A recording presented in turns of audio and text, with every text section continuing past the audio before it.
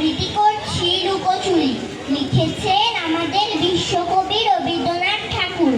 আমি যদি দুষ্টুমি করে চাপার গাছে চাপা হয়ে ফুটি, ভোরের বেলা মা গো ডালের পরে কচি পাতায় করি লুটোপুটি, তবে তুমি আমার কাছে হারো।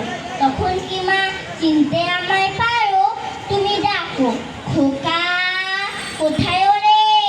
আমি শুধু হাসি চুপটি করে। যখন তুমি থাকবে যে গাছ নিয়ে, সবই আমি দেখবো নয়ন মেলে।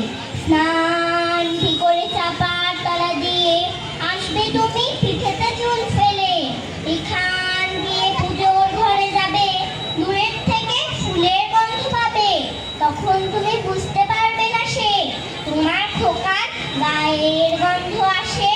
দুপুর বেলা মহাভারত হাতে বসবে তুমি, সবার খাওয়া হলে গাছের ছায়া ঘরের জানালাতে পড়বে এসে তোমার পিঠে কোলে।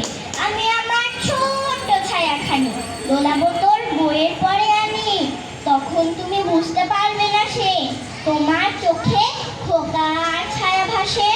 সন্ধেবেলায় প্রদীপ খালি জেলে যখন তুমি যাবে গোয়াল ঘরে, তখন আমি ফুলের খেলা খেলে টুক করে মা পড়বো ভুঁয়ের ঝরে।